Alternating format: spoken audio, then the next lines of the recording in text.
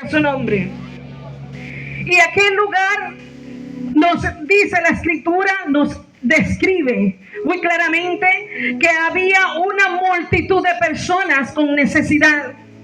Nos dice ahí en la palabra de en el Señor, en el capítulo 5, versículo 3, que en estos yacía una multitud de enfermos, ciegos, cojos y paralíticos, hermanos. Y yo me imagino aquel lugar no era un lugar de alegría. Aquel lugar no era un lugar donde se contaba chistes. Aquel lugar era un lugar tan tremendo porque ahí había gente, hermanos, como un hospital. Gente esperando la oportunidad, gente esperando el momento que se movieran las aguas para tirarse, para darse un chapuzón en el agua. Gloria sea el nombre del Señor. En aquel lugar había una enorme necesidad. Yo digo dentro de mí, yo digo, Señor, yo cierro mi vista y me imagino aquel lugar.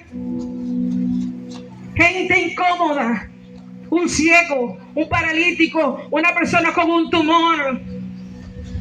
Pero allí en ese lugar llamado Betesda, el estanque de Betesda, representa una esperanza para aquellos que tenían esa necesidad. Porque aquellos que se reunieron en aquel lugar era porque sabía que en aquel lugar había gente que había sido sanada. ¿Cuántos le dan la gloria de Dios?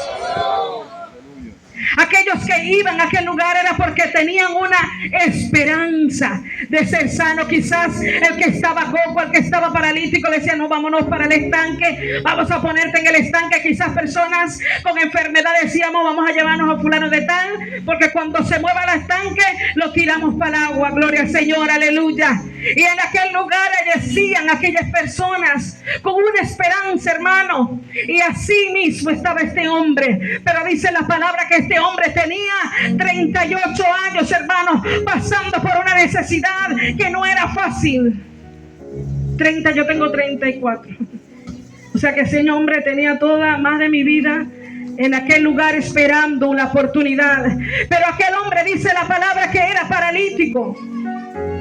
Y él no tenía quizás la misma posibilidad que otro de salir corriendo a tirarse cuando medio escuchaba, porque le digo algo, el sordo, el ciego, el ciego y el sordo medio escuchaba ahí y podía salir corriendo, pero aquel hombre, hermano, yo digo, ¿cómo salía? ¿Cómo iba a ser este hombre si este hombre estaba paralítico, estaba imposibilitado? ¿Cuántos le dan la gloria al Señor? Aquel hombre no tenía la manera como llegar al estanque a tiempo. Pero dice la palabra que llegó un día Jesús a aquel lugar, hermano, y qué hermoso, qué grande, qué poderoso es cuando Jesús puede llegar a un lugar a cambiar la vida. Y así, hermano, ha llegado el Señor a la isla para cambiar la vida de aquel que pueda tener mucho tiempo enfermo. ¿Cuántos le dan la gloria al Señor? Ese mismo Jesús que llegó al estanque de Betesda ha llegado a la isla. Cuando llega el Señor a aquel lugar, se da cuenta que está aquel hombre allí. Y es, hermano, impresionante, porque el Señor va y se acerca a aquel hombre y le dice, ¿tú quieres ser sano? Le hace una pregunta. Y yo decía, Señor, me parece ilógico. Porque una persona que está enferma claramente necesita ¿qué? Ser sano. Y podemos decir, ay Señor, se pasó, es ilógico. Pero hermano, yo digo, Señor, porque tú le hiciste aquella pregunta a aquel hombre sabiendo la necesidad.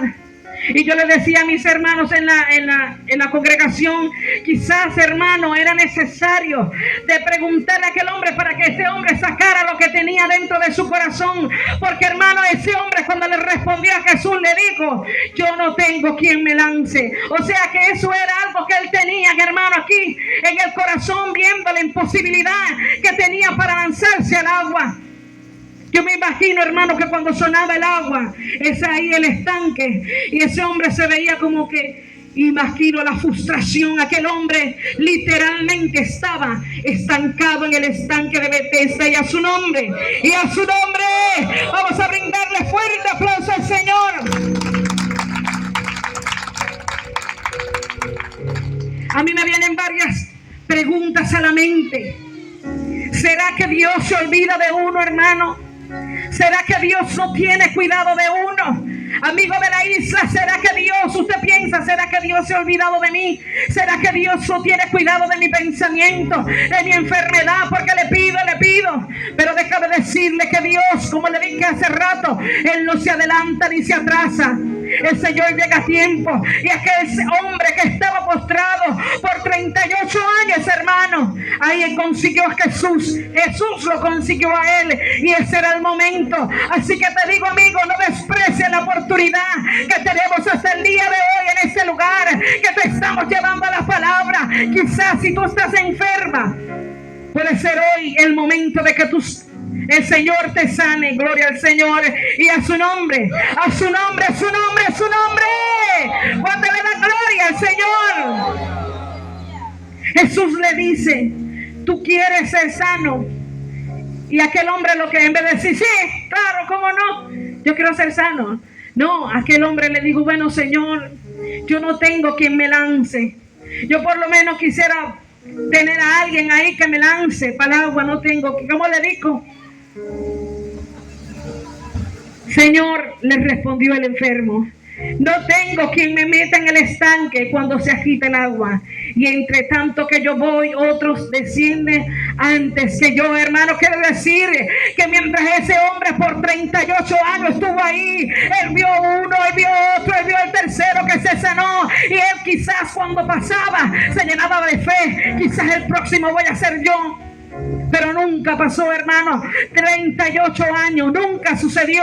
Aquel hombre nunca pudo lanzarse. Y cuando Jesús le hace la pregunta, le dice eso que está en su corazón, aquello que está hiriendo. Bueno, no, Señor, es que no tengo quien me sane, que me lleve para yo ser sanado. No importa que me lance de aquí y me tire para allá, no tengo. Gloria sea el nombre del Señor. ¿Quién es el que vive? Y dice Jesús una palabra muy hermosa. Jesús le dijo: levántate, levántate, toma tu lecho y anda. Y dice la palabra que enseguida aquel hombre tomó su lecho, y aquel lecho que lo gobernó por 38 años, ahora él lo levanta. Ya no es gobernado por aquel lecho, sino que él gobierna el lecho. Hermano, dale la gloria al Señor, dale la gloria. No dejes que la enfermedad te gobierne, querido amigo. No tenemos por qué ser gobernados por la enfermedad, hermano, porque dice la palabra de Dios en Isaías que Él llevó nuestras enfermedades, Él se llevó nuestras dolencias en aquella cruz. Aleluya. ¿Cuántos pueden darle la gloria al nombre del Señor? Y aquel hombre se levantó. Yo, como le dije ayer, yo me hago preguntas. ¿Dónde estaba la familia de aquel hombre? Quizás aquel hombre no pudo haber tenido su propia familia. No sé, hermano, imagínese usted el estado mental de aquel hombre, el estado depresivo, porque déjeme decirle que eso puede atacar la mente de un hombre, la ansiedad, la depresión. Y quizás aquel hombre estaba ahí deprimido. Quizás, bueno, de aquí me sacarán muerto. Quizás su único bien era la camilla donde estaba, gloria al Señor. Hasta que llegó el maestro a aquel lugar. Y yo le digo algo, hermano, era un ángel que llegaba a ese estanque y removía el agua. Pero ya no es necesario que esperemos a aquel ángel, sino que hay un maestro, hay un sanador por excelencia, que no es necesario que usted vaya a un estanque a que se mueva el agua, a que se agite el agua, sino que no nada más necesitamos decirle: Señor, sáname, sáname, libértame, aleluya, porque Dios es poderoso. ¿Cuántos lo creen? Si usted va a alabar al Señor, hágalo con gozo, hermano. Aplauda al Señor por encima de su cabeza, aleluya. Una de las cosas que me llama bastante la atención es que las personas que estaban allí habían depositado su confianza en aquel estanque. Y me hace recordar a aquella mujer del flujo de sangre, después que lo había perdido todo, después dice la palabra que había hecho todo en cuanto podía, después fue que se consiguió con el maestro.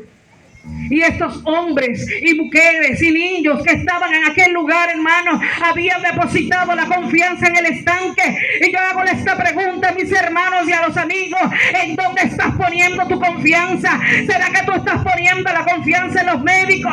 ¿Será que lo estás poniendo en los brujos? ¿En dónde estás poniendo esa confianza? Tu confianza, tu mirada tiene que estar puesta en el Maestro, porque Él es el único, hermano. Hay gente que puede robarle y decirle: tómate esto, toma lo otro, pero Dios es el único que puede hacer en nuestras vidas. Y a su nombre, a su nombre.